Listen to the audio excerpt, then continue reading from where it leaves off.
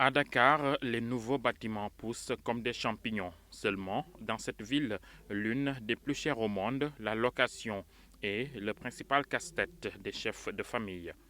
Une flambée des prix que démontrent plusieurs études sérieuses qui disent qu'en moyenne, un tiers des revenus des ménages est destiné au loyer. Excessivement cher. Excessivement cher et des fois même, ils poussent le bouchon un peu trop loin. Vraiment, il pousse le bouchon un peu trop loin. Vous savez, le gars, il a son argent, il construit sa maison. Il est libre de fixer le prix si on veut. Mais qu'il pense un peu aux autres. Parce qu'il y a des gens qui sont dans le besoin. Des gens sont dans le besoin. C'est comme on dit souvent, de Fadjege. Parce que supposons, on vous donne 2-3 mois, vous devez payer les cautions et tout. Donc le gars, il doit vivre, il y a sa famille, il y a tout ça, sans compter le loyer. Et s'il ne le sort pas, bon, s'il ne paye pas, bon, il y a les huissiers qui débarquent. C'est la sortie assurée, ils sortent de la maison. Donc il faut que les gens mettent un peu d'eau dans leur vin ou dans leur bissap. Un peu cher, hein, parce que moi-même je suis locataire, donc j'ai une chambre que je loue à 40 000. Donc pour moi, je trouve que c'est un peu cher. Par rapport voilà, aux autres pays, aux autres villes, voilà, je trouve que c'est un peu cher. Je trouve que la location au Sénégal est vraiment difficile. Ici au Sénégal, la location est un peu dure, comme je peux dire, sachant qu'il y a des chartes à respecter, mais malheureusement, ça se voit que les propriétaires n'y respectent pas du tout. Aya Fatou Diouf, qui a donné toute sa jeunesse à l'administration sénégalaise, est aujourd'hui à la retraite.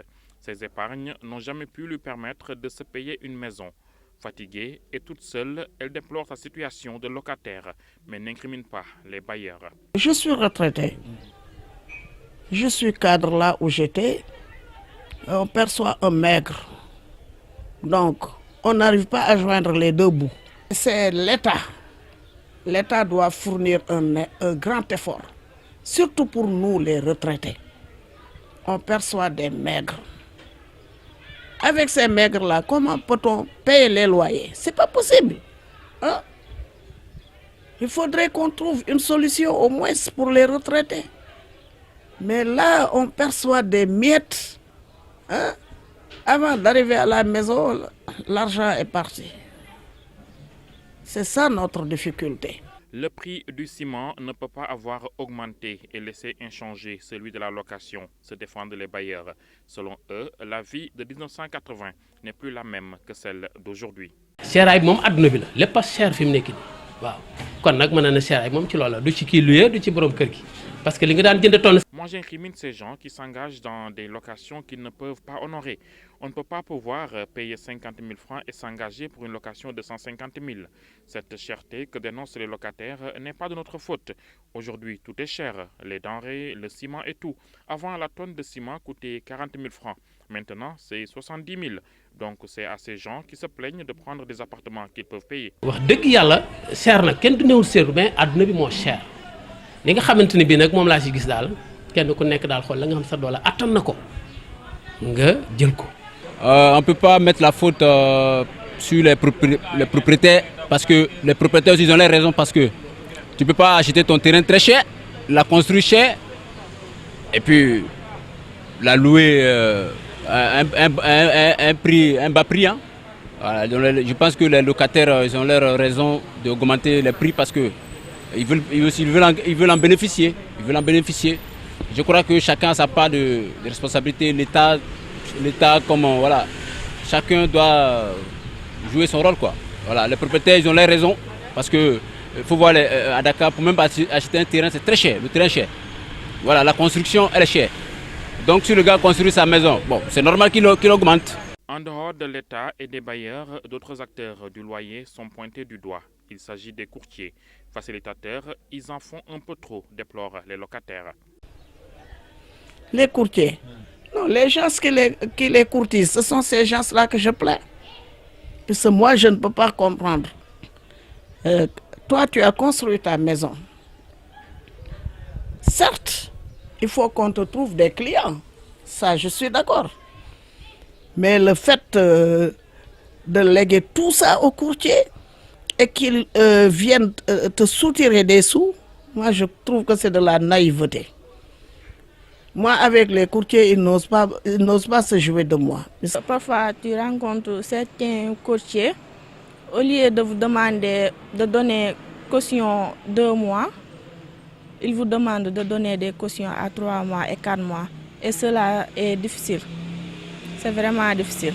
Les courtiers sont malhonnêtes, ils ne sont pas honnêtes avec les locataires et des fois ça amène des disputes entre les propriétés et le locataire. Ils ne jouent pas un bon rôle entre les locataires et les propriétaires, alors que c'est eux qui devaient être les avocats des locataires. Bon, dans les normes, c'est illégal. Dans les normes, c'est illégal. Mais compte tenu que nous sommes dans un pays, voilà, dans un continent, voilà, disons, on peut le dire sous-développé. Donc, je crois que les courtiers, bon, ils n'ont pas le choix. Ils n'ont pas le choix. Chacun essaie de se battre pour s'en sortir, pour nourrir sa famille. Voilà. C'est pas comme en Europe. En Europe, c'est structuré. Des accusations qu'ils rejettent énergiquement, se contentant de juste faire leur boulot. Les courtiers estiment même être abusés parfois. En tant que courtier, mon métier, c'est de trouver des appartements, soit des chambres, ou même des villas ou des terrains pour les différents demandeurs. C'est ça notre travail. Et aussi d'être une sorte de médiateur entre le locataire et le bailleur. Voilà. Parce que quand quelqu'un a besoin d'appart, il s'adresse à un courtier, soit à un agent immobilier. Et lui, il est chargé d'aller dans les lieux qu'il demande.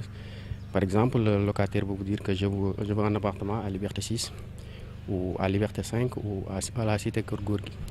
Donc, nous, notre travail, c'est d'aller dans ces lieux ou d'appeler nos collaborateurs qui sont là-bas, de leur demander si le produit, s'ils ont ce produit. Toujours être à la demande du client, chercher s'il veut des appartements, studios, chambres ou maisons à louer. Ça peut être d'une durée courte ou d'une longue durée. Ça dépend de leur... tout ce qu'ils veulent. En tout cas, nous, on est dedans, on cherche matin, midi, soir pour leur satisfaire. C'est ça notre travail. Pour le mois de commission, ça dépend du propriétaire. Parce que souvent, les propriétaires sont en partenariat avec les agences. Si tu es en partenariat avec les agences, tu demandes 2 mois de... Si c'est 3 mois, tu demandes 2 mois de location. Et le 3e mois, c'est comme une commission. Une commission divisée en 2, ça veut dire 50% pour chacun. Mais aussi, il y a des propriétaires qui dégagent toutes leurs responsabilités et laissent l'agence gérer. Et dans ce cas, c'est l'agence qui fixe ces mois de loyer. Les commissions, en général, c'est au niveau du bailleur. Parce que des fois, il y a des bailleurs qui demandent seulement 2 mois les conditions, c'est 2 mois. Par exemple, 1 mois de loyer, 1 mois de caution. Il y a des bailleurs qui demandent ça.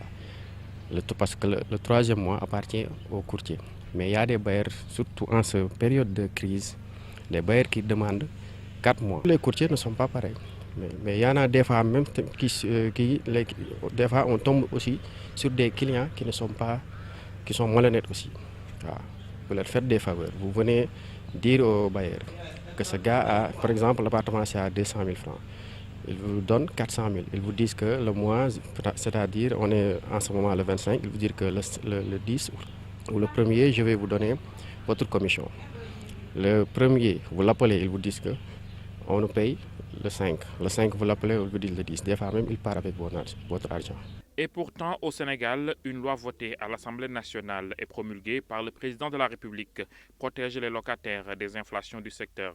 Seulement, concrètement, elle n'a rien changé aux grandes dames des malheureux chefs de famille dont certains, en réclamant leurs droits, se sont retrouvés à la porte de chez eux.